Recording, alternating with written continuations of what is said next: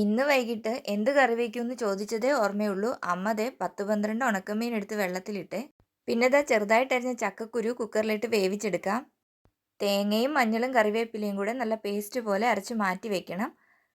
പിന്നെ ദാ അരിഞ്ഞു വെച്ചിരിക്കുന്ന പച്ച തക്കാളിക്ക ഇല്ലേ, അതും കൂടെ ചട്ടിയിലിട്ട് വേവിച്ചെടുക്കണം. തക്കാളിയും ചക്കക്കുരുവും കൂടെ ഒന്നിച്ചിട്ട് വേവിച്ചാലും മതി. എല്ലാം കൂടെ വെന്ത് കുഴഞ്ഞു പോകണ്ടല്ലോ എന്ന് കരുതിയാണ് നമ്മൾ സെപ്പറേറ്റ് ആയിട്ട് വേവിച്ചത്. തക്കാളിയുടെ കൂടെ 2, 3 പച്ചമുളകും കൂടി ഇട്ട് വേണം വേവിക്കാൻ. ഇനിയൊരു ചീനിച്ചട്ടി അടുപ്പത്ത് വെച്ച് കടുകിട്ട് പൊട്ടിച്ച് ഇഞ്ചി വെളുത്തുള്ളി എന്നിവ നന്നായിട്ട് മൂപ്പിക്കാം. കൂടെ കറിവേപ്പിലയും കൂടി ഇട്ട് കൊടുക്കാം. പിന്നെ മല്ലിപ്പൊടി, മുളക് പൊടി, ഉലുവാപ്പൊടി ഇത്രയും കൂടി ഇട്ട് നന്നായിട്ട് വഴറ്റാവേ. പിന്നെ ഈ പൊടികളും വേവിച്ച ചക്കക്കുരുവും തക്കാളിക്കയും എല്ലാം കൂടെ നമുക്കൊരു ചട്ടിയിലേക്ക് മാറ്റാം.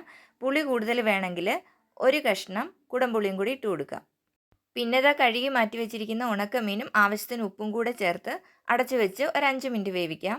നന്നായിട്ട് തിളച്ച് തുടങ്ങുമ്പോൾ നമ്മൾ അരച്ച് വെച്ചിരിക്കുന്ന അരപ്പും കൂടെ ചേർത്ത് ഒന്നുകൂടെ മൂടി വെച്ച് നന്നായിട്ട് വേവിച്ചെടുക്കാം.